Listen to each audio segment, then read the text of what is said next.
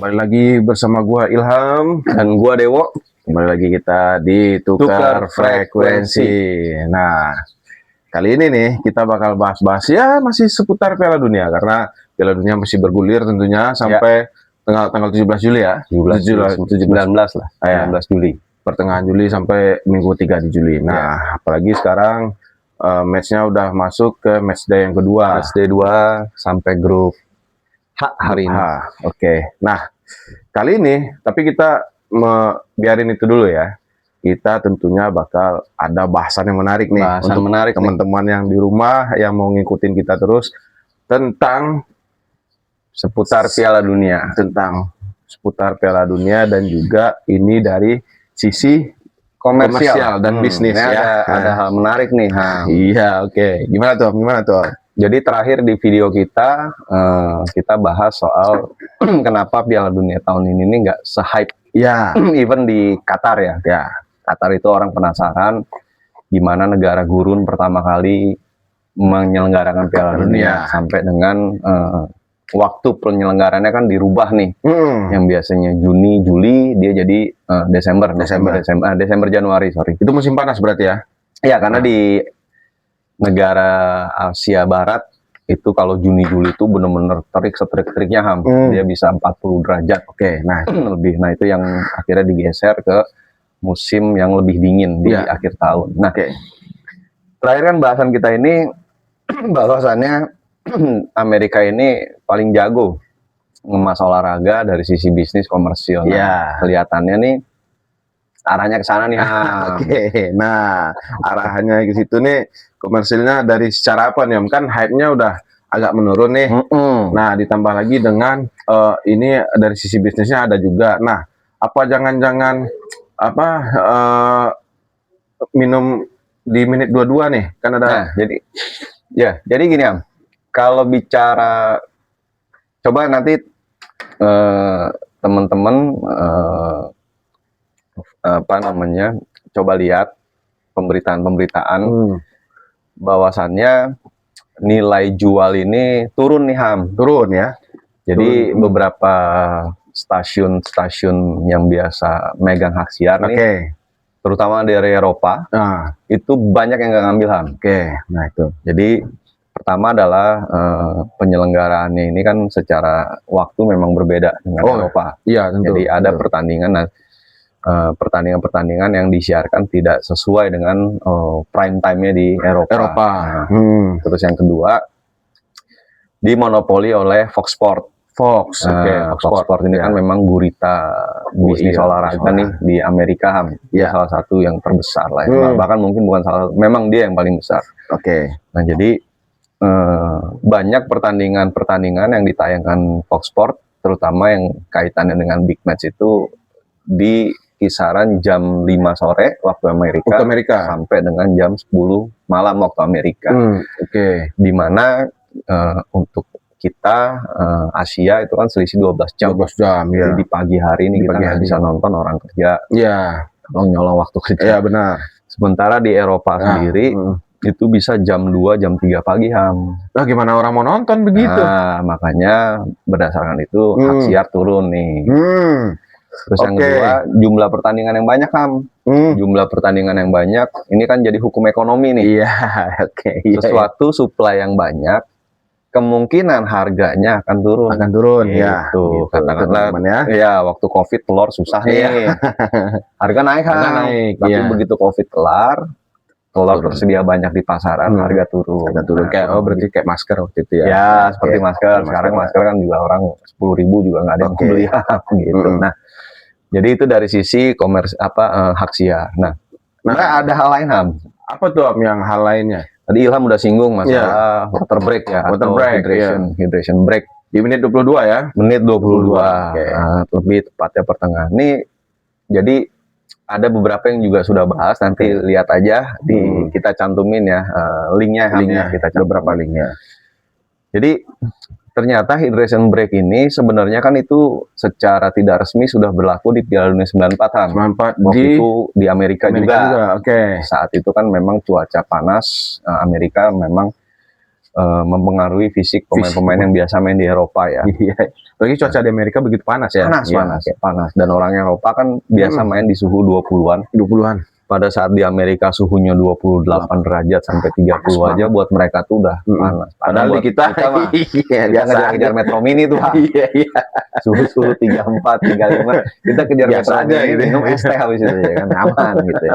Sekek ya. Cuma buat orang Eropa itu ternyata menjadi masalah. Oke. Nah, 94 itu mulai tuh secara tidak resmi pada saat ada bola mati, pemain cedera, mereka akan datang ke bench, minum, terus kemudian start lagi. Nah, baru resmi di 2014 di Brazil pada saat itu. Nah, itu teman-temannya jadi mulainya di 94 dan diresmikan di Brazil di 2014. Betul, diresmikan. Nah, cuma saat itu di Brazil kan tidak semua pertandingan. Oh ya. Artinya pada saat pertandingan secara suhu memang panas nih ya. Memang panas, dia akan water break nih. Water break, oke. Tapi pada saat pertandingan yang malam, suhu itu tidak terlalu menyengat, water break tidak ada tuh. Tidak ada. Nah, tapi sekarang kita lihat walaupun dia main malam atau main sore, semuanya tetap ada ya. Nah ini yang pada akhirnya banyak pengamat dunia menyatakan ini ada apa ya? Iya. Nah, bahkan pelatih Amerika sendiri nggak setuju, Mauricio Pochettino tidak setuju bahwa semua pertandingan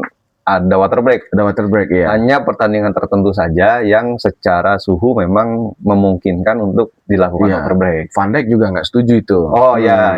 Jadi beberapa pemain juga wajar karena water break ini kan akhirnya ada pro dan kontra. Oh iya, benar. Buat tim-tim yang sedang membangun momentum itu hilang. Iya. Atau tim-tim yang sudah punya momentum, misalkan nih pada saat dia menyerang, terus terjadi bola mati, tiba-tiba water break. Nah itu kan akhirnya momentum yang dibangun hilang. Nah buat tim-tim yang ketinggalan sih seneng kan?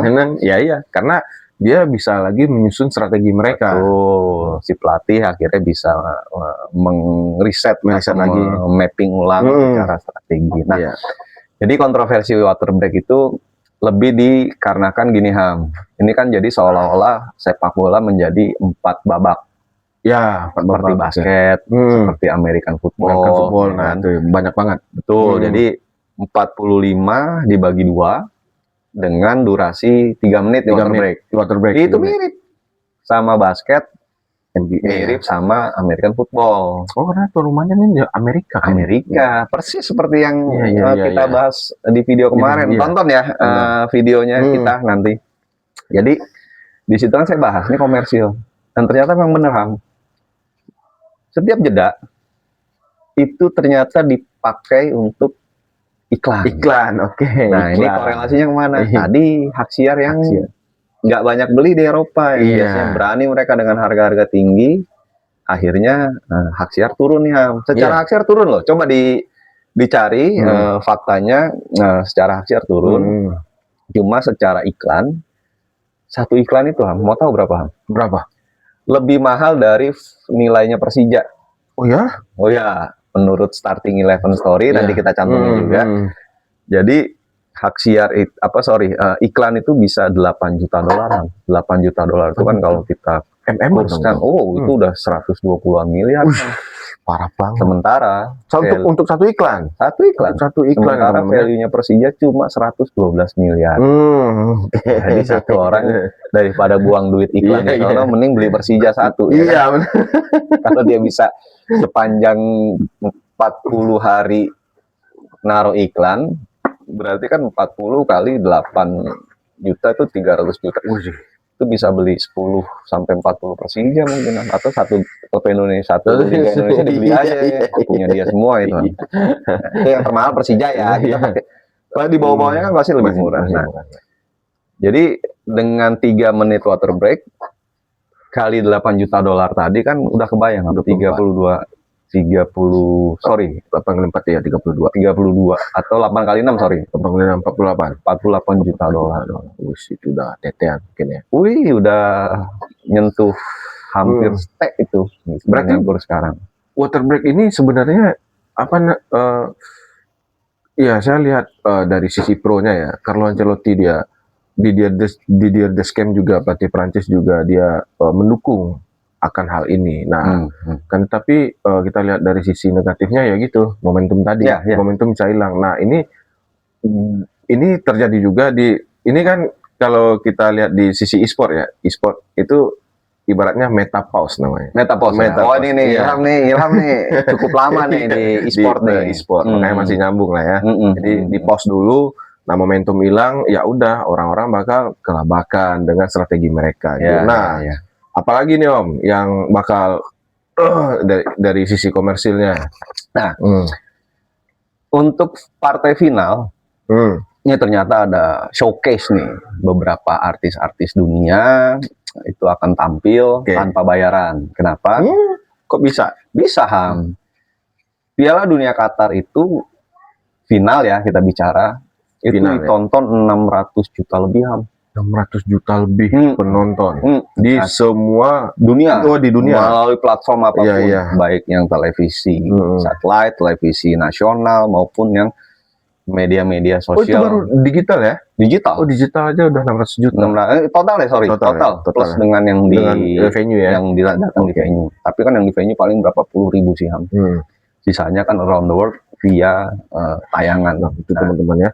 Nah, sementara American football sendiri sebagai partai final American football itu menarik penonton itu sekitar 127 juta. Berarti seperempatnya ya? Ya, seperempat, seperlima lah. Nah, jadi kebayangan kalau angka ini digabung, Ham, 800 juta penonton. Nah, kalau saya jadi artis, mau tampil di sana, saya diundang aja udah seneng, Ham.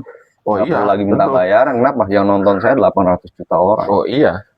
Hari itu, kalau saya tayangin resmi di akun saya, di channel saya, bisa 800 juta orang yang nonton dari stream AdSense-nya.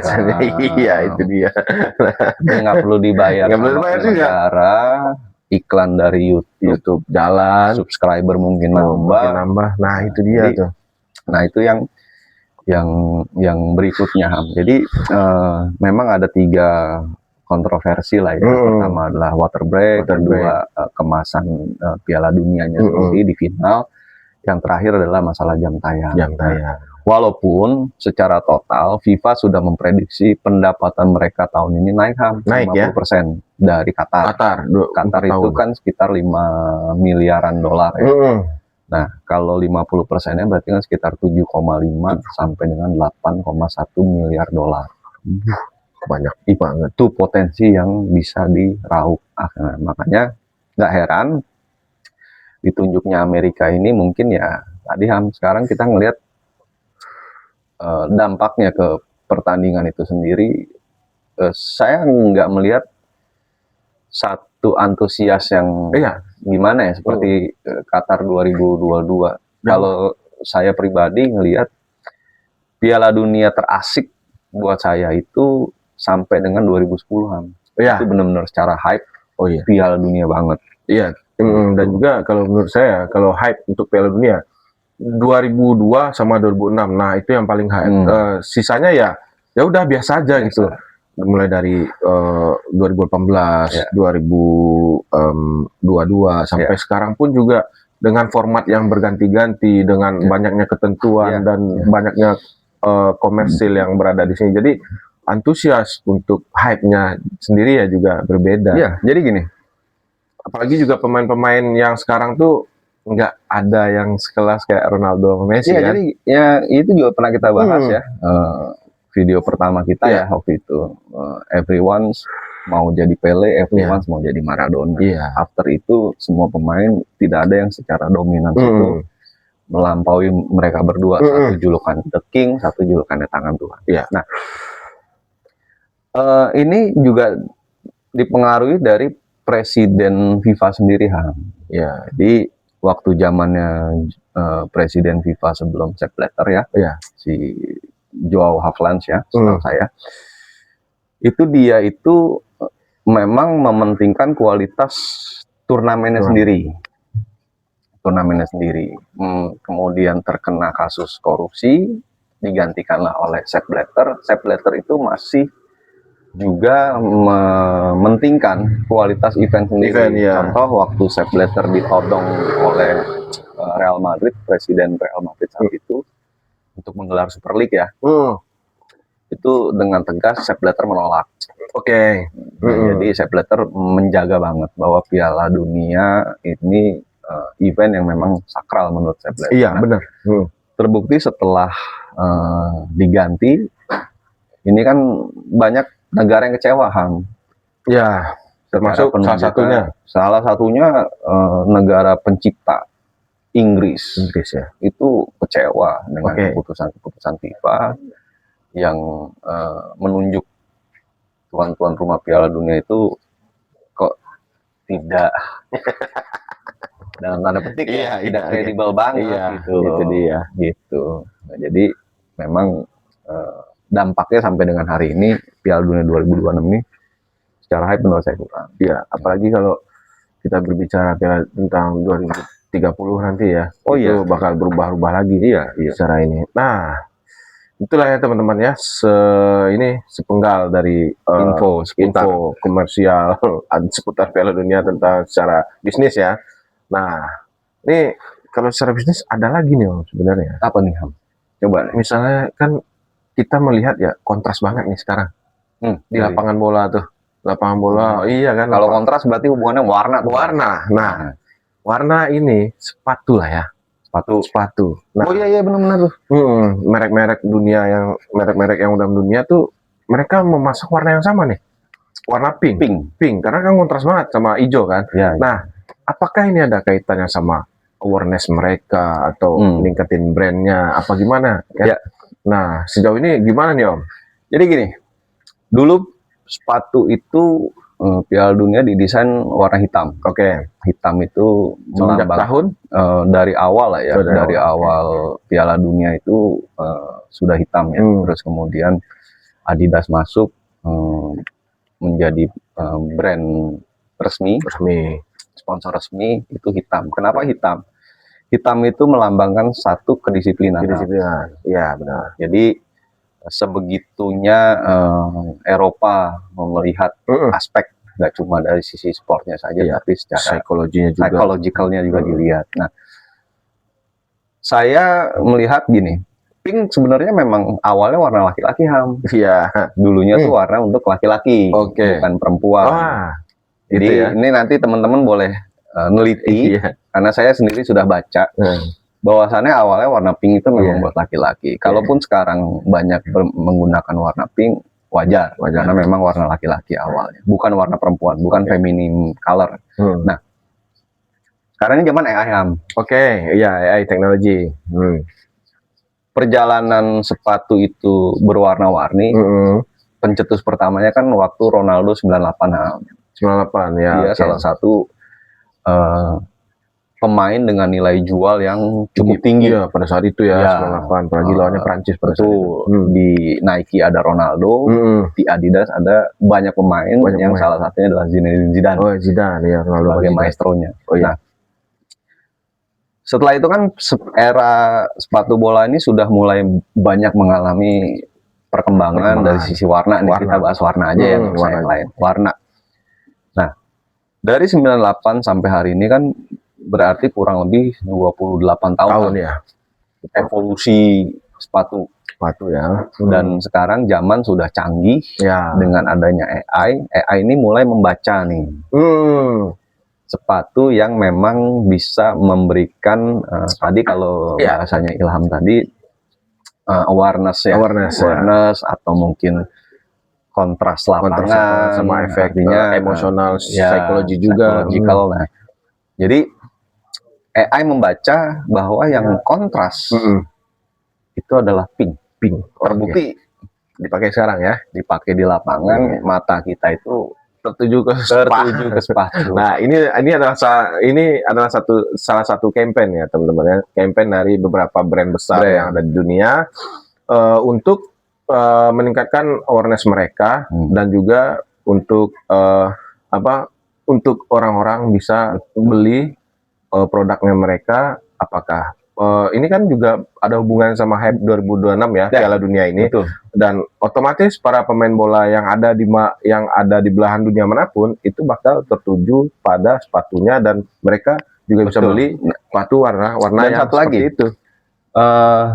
Pink ini ternyata kaitannya nanti dengan yang namanya visual video, Ham. Oke. Pada saat tayang ulang, terus kemudian sekarang kan wasit pakai ya, kamera ya. Kamera. Itu juga akan melihat secara kontras tuh di kamera pada saat dia upgrade ke kualitas 1080 4K ya. Itu sudah tidak pecah tuh warna pink itu dibandingkan warna lain. Nah, jadi memang ada juga dari sisi broadcaster memang pink ini dipilih atau menjadi hype karena dari sisi broadcaster tadi secara visual ya, itu cukup kontras. Nah, jadi jangan salah ya teman-teman, bukan tidak ada kaitannya dengan kasus 2022 main Jerman begini semua ya, tidak ada kaitannya dengan itu tuh. Ini murni dari sisi broadcaster, komersial itu sendiri maupun teknologi juga nih. Jadi AI yang membaca sama kontras lapangan. Nah, tapi di balik itu ada beberapa pemain yang memang sudah disiapkan sepatu tersendiri. Jadi gini, sebenarnya warna pink ini ditujukan untuk para pemain bintang masing-masing negara. Sebenarnya bukan satu tim. Bukan satu tim ya? Bukan, tapi karena ada mungkin tim yang terikat kontrak dengan Puma, Adidas, Nike, Diadora. Nah, itu pada akhirnya mereka mendapat supply itu dengan warna pink. Nah, jadi beramai-ramailah mereka menggunakan sepatu warna pink. Nah, cuma di balik itu masih ada lagi beberapa pemain yang memang tidak menggunakan. Nah, contoh, itu dia. God kita menggunakan dua God itu tidak menggunakan. Oh, tidak menggunakan. Kalau perhatiin kemarin Cristiano Ronaldo. Nah, padahal kalau Ronaldo pakai gimana nggak lebih hype? Terus kemudian God yang satu juga tidak menggunakan sepatu pink. Terus kemudian salah satu pemain Amerika, Christian Pulisic juga tidak memakai sepatu pink, dan beberapa bintang lain lah yang nggak bisa saya sebutkan. Berarti mereka sepatunya di custom juga ya? Oh iya, custom juga dari jadi brand-brand ini ya. Betul. Jadi kalau kayak persis seperti Ronaldo 98 saat itu dengan sepatu silvernya Nike pengen ngambil momentum nih kalau Brazil juara. Ronaldo pakai itu, kebayang value jualnya ya. Nah, ternyata si Ronaldo dengan Messi juga dibuatkan sepatu khusus. Satu dari Nike, satu dari Adidas. Kenapa? Karena dua-duanya ini kan secara pencapaian sudah 6 kali nih Piala Dunia. 6 kali Piala Dunia dan kemungkinan tahun ini adalah tahun terakhir mereka. Benar. Jadi Ronaldo sudah disiapkan oleh Nike sepatu yang berwarna gold. Sementara Messi sendiri sudah disiapkan sepatu Adidas F50 dengan edisi Journey artinya Journey ini perjalanan Messi dari Piala Dunia pertama sampai dengan berbagai macam prestasi dan penutupnya adalah di Qatar dia juara dan Messi menghargai Adidas dia pakai. Sementara Ronaldo nggak pakai. Padahal udah dibikinin sama Nike. Nah, jadi jelas ya dua God ini. Dua God itu tidak bisa dikendalikan. Mereka artinya bukan tidak bisa dikendalikan. Mereka memang dispesialkan oleh Nike dan Adidas.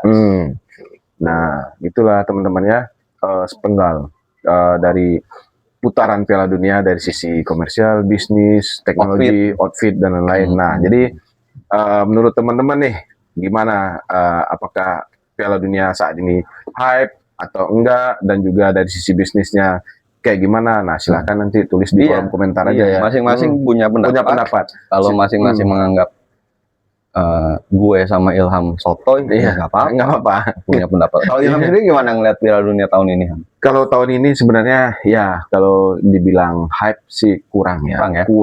Tapi dari sisi bisnis saya mendukung karena semuanya ada, maksudnya ada teknologinya ada, apalagi teknologi itu kan terus berkembang ya. Yang kedua dari sisi outfit apalagi lebih modis dan juga lebih kontras juga kan untuk sekarang. Nah, untuk dari komersial buat water break ya karena cuaca panas ya, jadi ya saya pro akan hal itu. Terhadap hal itu kan Om sendiri kan kontra dengan hal itu kan. Ya kalau saya bukan kontra sih, tapi lebih ke balik lagi tadi. Memang benua Amerika ini panas, terutama Amerika Serikat ini kan dataran tidak terlalu tinggi ya. Secara cuaca memang dia kalau lagi masuk ini summer nih kan di sana. Banyak orang yang memilih ke pantai lah. Nah, kalau untuk pertandingan sepak bola, saya setuju untuk water break. Karena apa? Seperti yang udah pernah kita bahas, pemain ini 1 tahun kalender ini kan nggak berhenti liga, ada piala domestik, mungkin FA Cup, Coppa Italia, Spanish Cup. Terus kemudian yang ikut Champions, yang ikut dia UEFA Conference League dia ikut, terus Europa League ikut, terus kemudian Copa ada Amerika di zona Amerika juga. Ada selatan, tengah, terus kemudian di Asia sendiri ada. Jadi secara kalender memang padat ya. Pada saat ketemu cuaca atau iklim di Amerika, saya setuju. Cuma saya tidak menyalahkan pelatih-pelatih setuju. Kembali lagi mereka pasti pemain yang mereka lindungi. Pemain yang mereka jaga. Kan di sisi lain juga ada pelatih yang menyuarakan bahwasannya kalau malam ngapain water break? Iya. Kan adem juga, nggak usah di Amerika, di Indonesia aja kita adem gitu ya. Bola malam gitu. Jadi saya bukan kontra, tapi lebih kepada ada yang memang harus diginiin, ada yang tapi kembali lagi. Presiden FIFA melihat lain karena menurut Presiden FIFA 1 kali event final itu setara dengan 102 pertandingannya American football. Nah, jadi kebayangkan, wayang banget. Sebenarnya sepak bola di sini levelnya, American football di bawah. Gimana caranya dia gabung, benar. Viewers. Terus monetize-nya, akhirnya prediksi mereka 8,1 miliar dolar pendapatannya. Kotor. Jadi itulah teman-teman ya, secara Piala Dunia ini dari hype-nya sekarang dan juga dari sisi bisnis dan teknologi. Kalau teman-teman punya idea atau teman-teman punya komen lain atau sanggahan juga, silakan. Tulis komen di kolom komentar. Nah, nanti kita bakal bahas, nanti kita bakal evaluasi kali ya.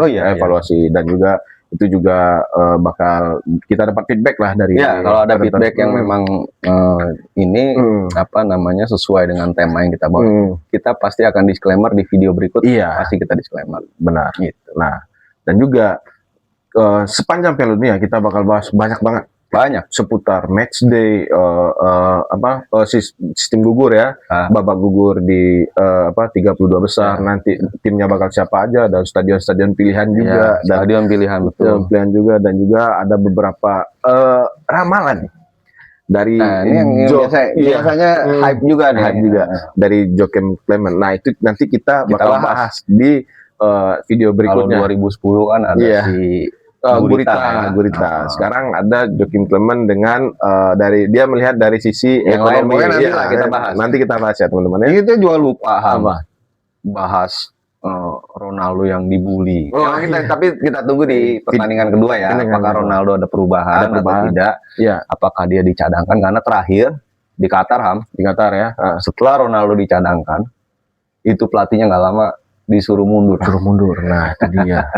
Jadi sebegitu pengaruhnya Ronaldo di negaranya ya kan. Sementara di sisi lain Messi adalah salah satu sosok yang dihujat Argentina.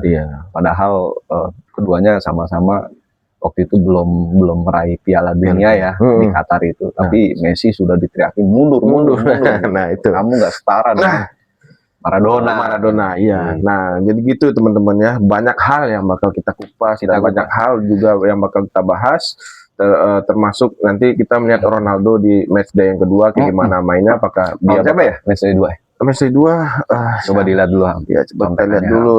Ini kita based on data aja. Based on data real yang kita lihat adalah Portugal bakal lawan